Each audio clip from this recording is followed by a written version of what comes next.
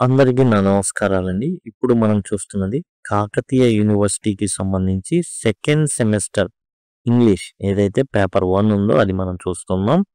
Paper 1లో వచ్చేసి మనకిప్పుడు ఏందంటే స్టార్టింగ్ వచ్చేసి రొమాంటిక్ ఏజ్ అయితే ఉంది. రొమాంటిక్ ఏజ్‌కి సంబంధించి MA second semester romantic age అన్నమాట. ఈ రొమాంటిక్ ఏజ్‌లో వచ్చేసి మనకు ఫస్ట్ యూనిట్ వచ్చేసి కొన్ని షార్ట్ రాయగలిగేటటువంటి క్వెషన్స్ ఉన్నాయి. రొమాంటిక్ ఏజ్, రొమాంటిక్ రివైవల్ ఉంది. అలానే influence of French revolution, lyric ode, theory of poetic diction అనేసి ఈ విధంగా అయితే కొన్ని చిన్న చిన్న టాపిక్స్ అయితే ఉన్నాయి. ఇప్పుడు మనం సెమిస్టర్ 2కి సంబంధించి రొమాంటిక్ ఏజ్‌లో యూనిట్ 1కి సంబంధించి చూస్తున్నాం. అట్లానే టోటల్ పేపర్ 1కి సంబంధించినయన్నీ పేపర్ 1కే కాదు సెమిస్టర్ 2కి సంబంధించినయన్నీ కూడా మీకు ఈ వీడియోలో వచ్చేసి ఐ కార్డ్స్‌లో ఇక్కడ నుంచి మీకు ఐ కార్డ్స్ వస్తూ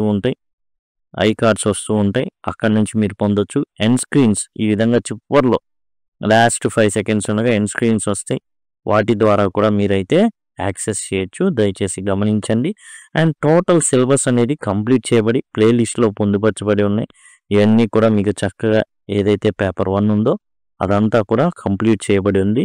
కేయూ సెమిస్టర్ 2కి సంబంధించి ఎంఏ ఇంగ్లీష్ పేపర్ 1 కాకతీయ యూనివర్సిటీకి సంబంధించి.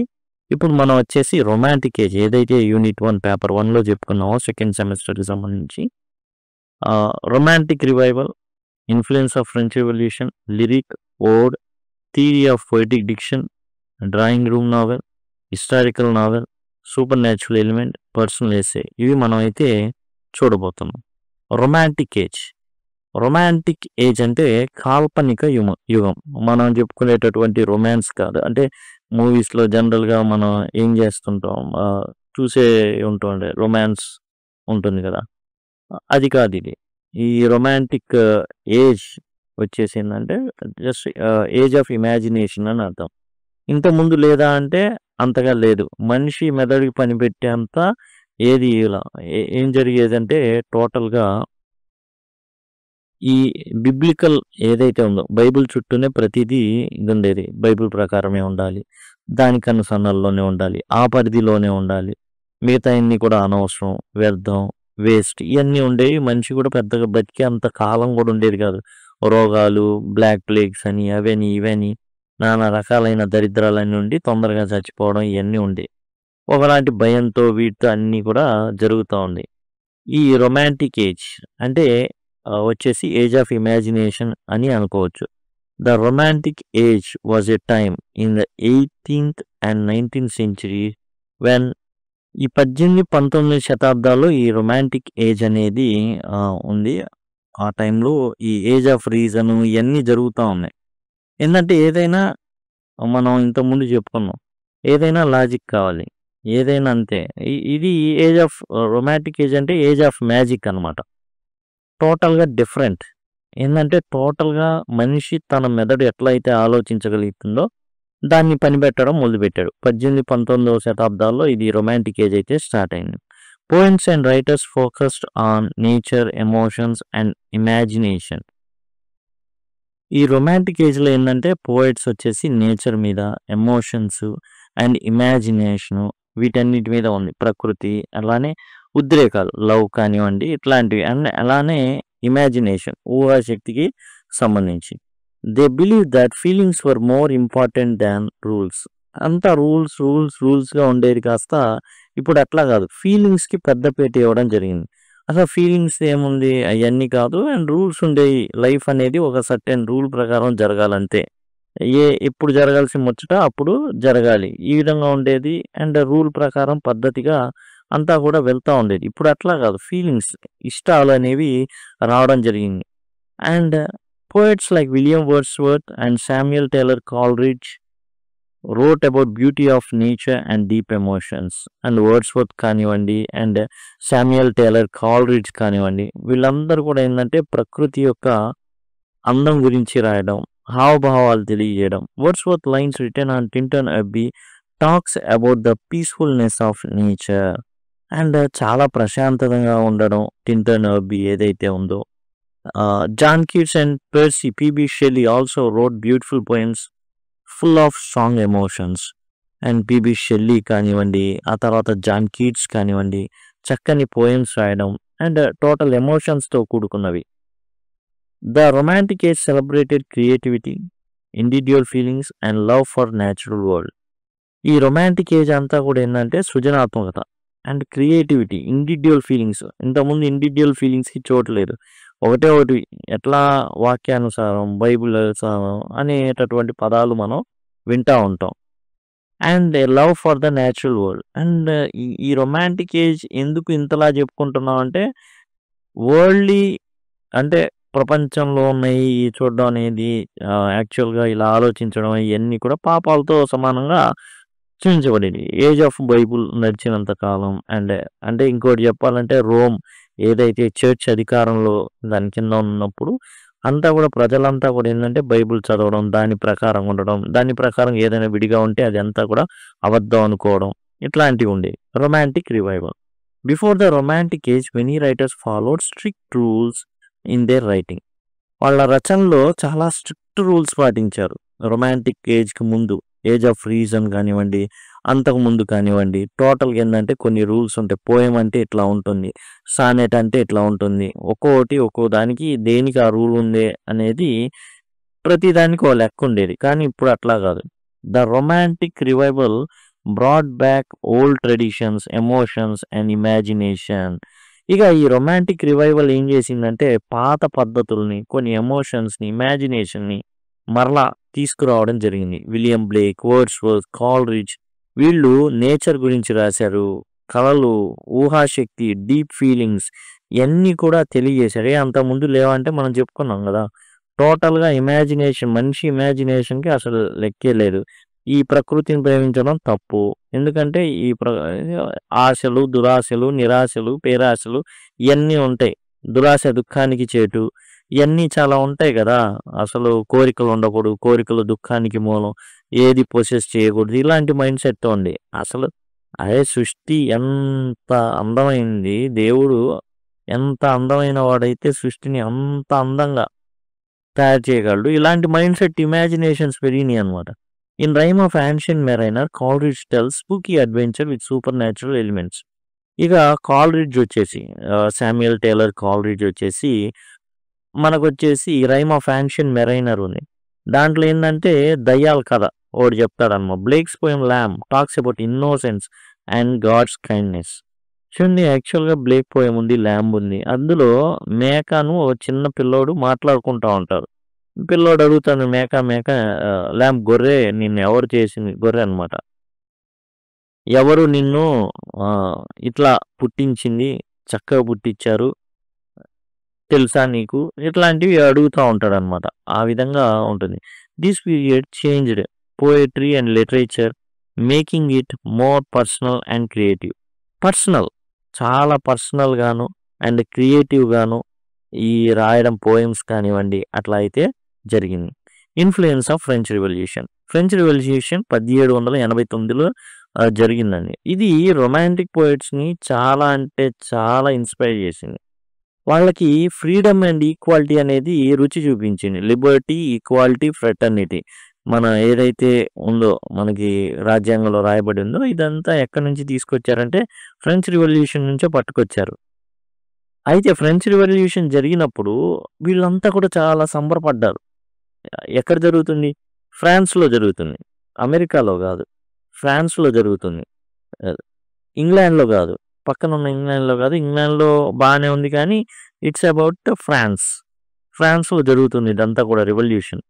ఫ్రాన్స్లో వచ్చేసి బ్యాస్టిల్ కోట పతనం అయింది. అందరూ వెళ్ళేసి ఆ కోటలో ఎవరైతే ఉన్నారో అలానే జైలుని ముట్టడించడం, అందులో ఉన్న రాజకీయ ఖైదీలు ఎవరైతే ఉన్నారో వాళ్ళని విడిపించడం, ఎవరైతే ప్రజానికానికి వ్యతిరేకంగా ఉన్నారో వాళ్ళందరినీ చంపడం, ఇట్లాంటివి జరుగుతున్నాయి. Wordsworth first supported the revolution and wrote about the beauty of nature and human rights. Wordsworth ఏం చేశాడు, ఎవరైనా కానీ ఫ్రెంచ్ రెవల్యూషన్ స్టార్టింగ్ చూసి మెచ్చుకుంటారు. ఎందుకంటే సామాన్య జనం ఎవరైతే ఉన్నారో వాళ్ళకి అసలు బాగా పీక్స్లో ఉందన్నమాట వ్యతిరేకత రాజులంటే.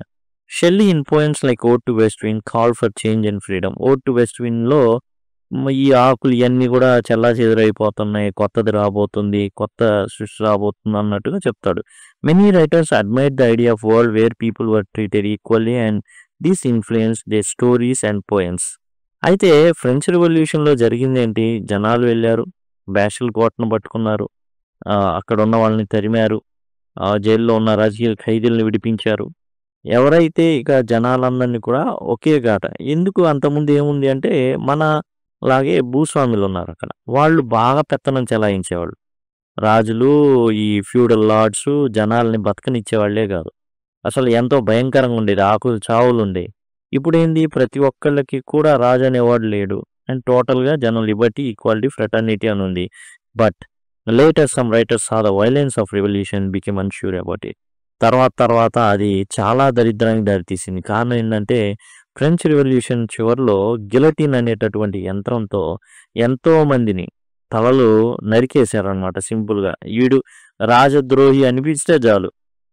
సారీ ఏదైతే ఫ్రెంచ్ విప్లవద్రోహి అనిపిస్తే చాలు తల అనేది లేపేసేవాళ్ళు. ఆ విధంగా తయారైందనమాట. కాబట్టి స్టార్టింగ్‌లో బాగుంది.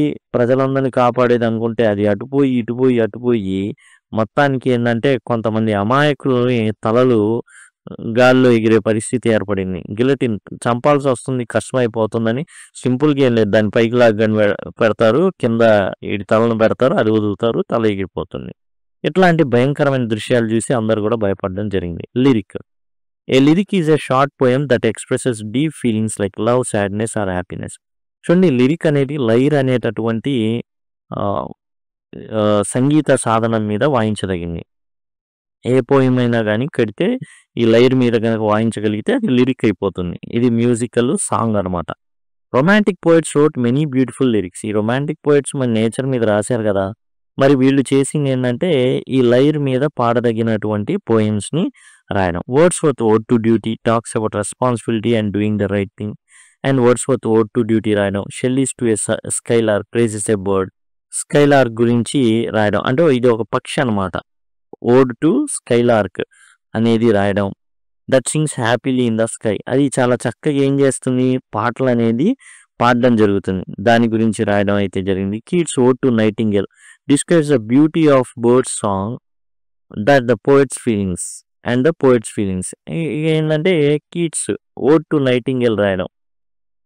ఇవన్నీ కూడా ఏంటంటే పాటలు పాడే విధంగా ఉంటాయి. Lyric poems help us understand emotions and appreciate the world around us. కాబట్టి లిరిక్స్ అనేవి ఎట్లా ఉంటాయంటే పాడదగినవి అన్నీ కూడా. లైర్ అనేటటువంటి సంగీత సాధనం మీద పాడుతూ ఉంటారనమాట. అందుకే లిరిక్ అంటారు. వాళ్ళు రాసిన పోయమ్స్ ఏవైనా కానీ పాటగా పాడదగినవి. తర్వాత ఓడ్ అనేది కూడా ఇది కూడా పోయమే. అయితే స్తుతిస్తూ పాడేవి. తిడుతూనో లేకపోతే బాధపడేది ఏమో ఎలిజీ, పొగుడుతూనేమో పాడేది ఓడ్ అనమాట. లిరిక్ అనేది లైర్ అనే సాధనం మీద పాడతారు కాబట్టి లిరిక్ అని వచ్చింది. It is written in a serious and beautiful way. చక్కగా రాయబడింది. Romantic poets wrote many famous odds.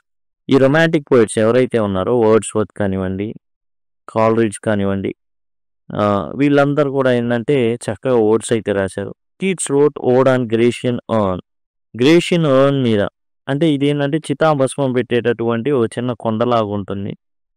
దాని మీద ఏంటంటే గ్రీకులు ఏం చేశారంటే దాని మీద కొన్ని బొమ్మలైతే చిత్రీకరించడం జరిగింది. Where he admired an ancient vase pictures ode to autumn describes the beauty of the fall season.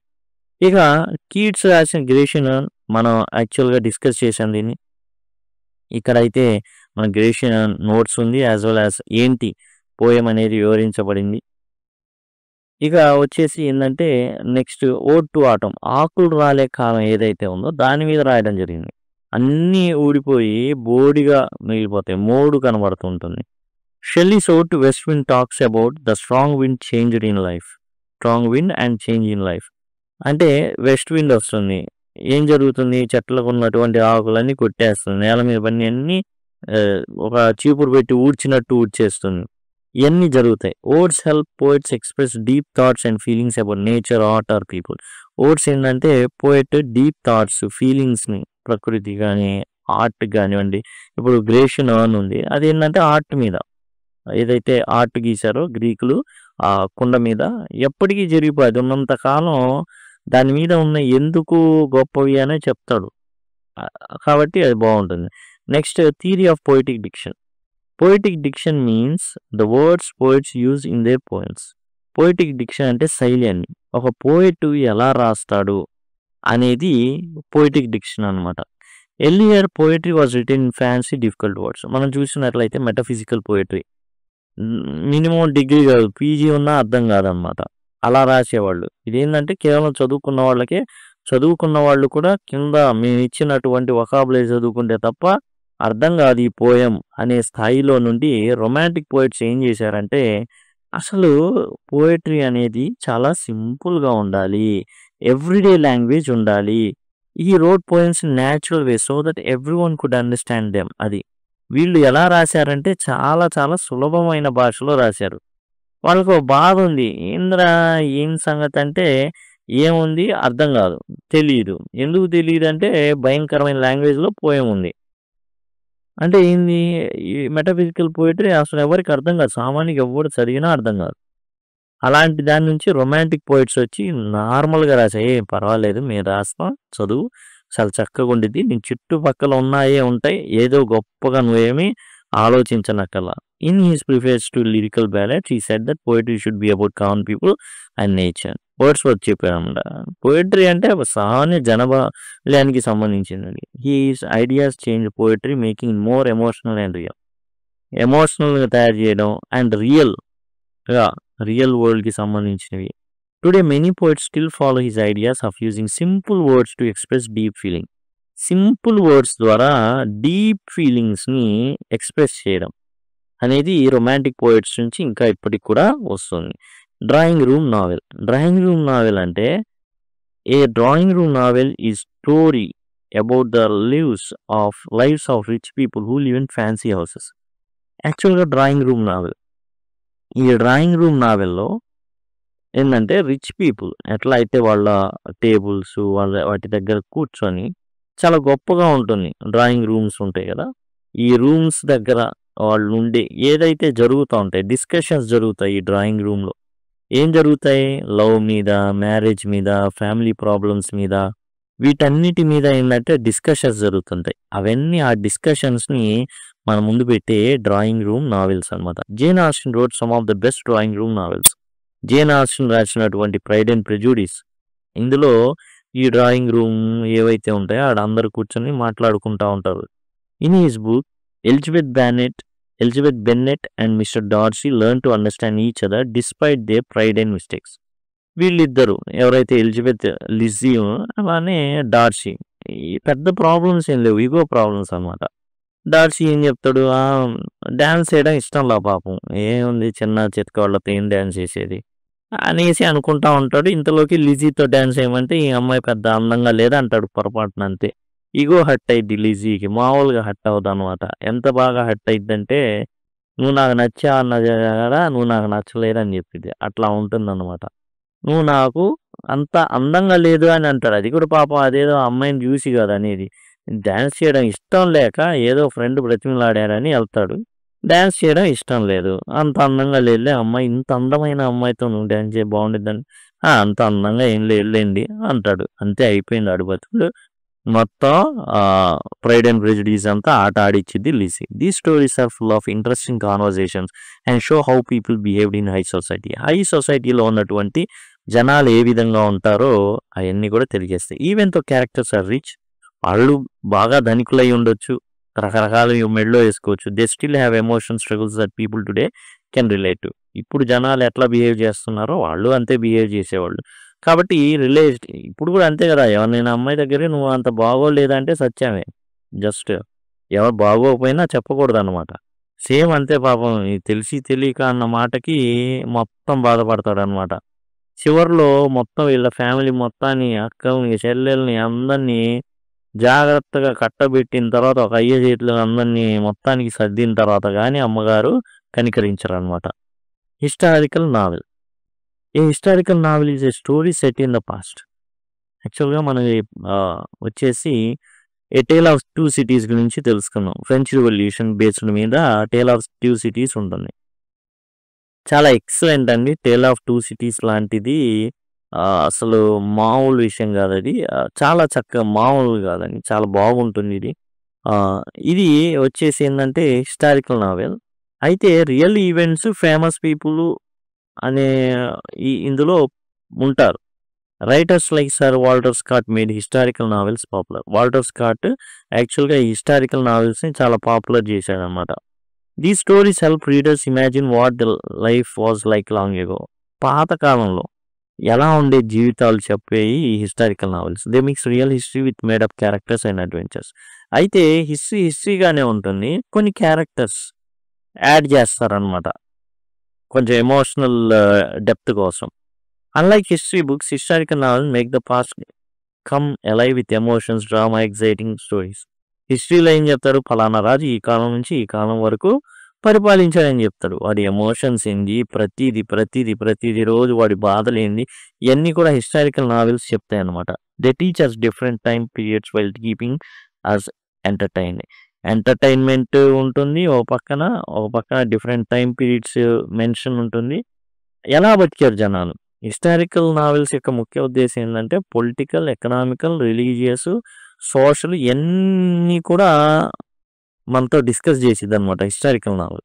Super natural element అంటే ఏం లేదు. దయ్యాలు, భూతాలు, ఆత్మలు, ప్రేతాత్మలు, దేవదూతలు ఇయన్నీ అనమాట. Supernatural includes ghost, magic, mysterious things that cannot be explained by science. Science ఏదైతే చాలా వాటిని సైన్స్ చెప్పని కూడా చెప్పలేదు. Many romantic writers loved using supernatural elements in their stories and poems supernatural elements గురించి చెప్పడం అయితే జరిగింది. చాలా యాక్చువల్‌గా మనకి తెలిస్తే కాల్డ్రిడ్జ్ 'రైమ్ ఆఫ్ యాన్షియంట్ మెరైన్‌లో' గోస్ట్ షిప్ గురించి చెప్తాడు. These elements create excitement and mystery in literature.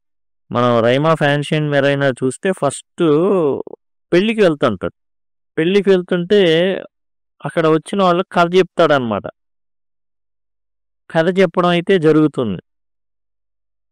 Some stories use supernatural to teach lesson or explore deep emotions. కాబట్టి మోరల్‌గా చెప్పడానికి కూడా ఇప్పుడు మనం చూసుకున్నట్లయితే ఇది మోరలే. ఏదైతే మన 'రైమ్ ఆఫ్ యాన్షియంట్ మెరైనర్' ఉన్నాడో, యాన్షియంట్ మెరైనర్ అంటే సముద్ర నావికుడి ఒక పాట అది. ఏం జరిగింది అతనొక్కడే బతుకుతాడు. మిగతా వాళ్ళందరూ చచ్చిపోతారు. ఎందుకు బతికున్నాడు? కారణం ఏంటి? సూపర్ న్యాచురల్ ఎలిమెంట్స్ ఇవన్నీ కూడా డిస్కస్ చేయడం జరుగుతుంది. Personal essay. A personal essay short piece of writing where an author shares their thoughts, memories or feelings. ఈ పర్సనల్ ఎస్సేలో ఏందంటే షార్ట్ పీస్ ఆఫ్ రైటింగ్ అంటే రాసుకున్నదనమాట. ఆథర్ ఏం చేస్తాడు ఇందులో? అదైన ఆలోచనలు, ఆ ఫీలింగ్స్ ఇయన్నీ తెలియజేయడం జరుగుతుంది. జ్ఞాపకాలు ఇయన్నీ. Charles Lamb was famous for writing personal essays like 'dream children a reverie'. చిన్నతనం నుంచి తాను పడ్డది ఏంటి? ఏం కష్టాలు పడ్డాడు? మరి అయన్నీ కూడా డిస్కస్ చేయడం జరుగుతుంది చార్లెస్ లాంబ్. ఏ డిసర్టేషన్ అపార్ట్ రోస్ట్ పిగ్. చాలా ప్రేమిస్తాడు చార్లెస్ లాంబ్ ఒక అమ్మాయిని ప్రేమిస్తాడు. కానీ తన ఏదైతే సోదరి మెంటల్ అవ్వడం ఇయన్నీ చాలా ఉంటాయి. అయన్నీ కూడా మీకు చార్లెస్ లాంబ్ ఏ రివరీలో డిస్కస్ చేయడం అయితే జరిగింది. మీకు ఇది గనక విన్నట్లయితే 'డ్రీమ్ చిల్డ్రన్‌లో' యాక్చువల్‌గా పిల్లలు ఉండరు. పిల్లలు ఉన్నట్లుగా భావిస్తాడు. దానికి కారణం ఏంటి? ఇయన్నీ కూడా డిస్కస్ చేయడం. In these essays he wrote about childhood, dreams and simple joys in life. కాబట్టి చైల్డ్‌హుడ్ గురించి, అతని కలల గురించి, చిన్న చిన్న ఆనందాల గురించి. His essays are interesting because they feel like friendly conversation with the reader. Charles Lamb essays ఎందుకు పాపులర్ అంటే మనతో మాట్లాడుతున్నాడు. ఒక ఫ్రెండ్‌తో మాట్లాడుతున్నట్టు ఉంటుంది. Personal essays help writers share their emotions and experience in a creative way.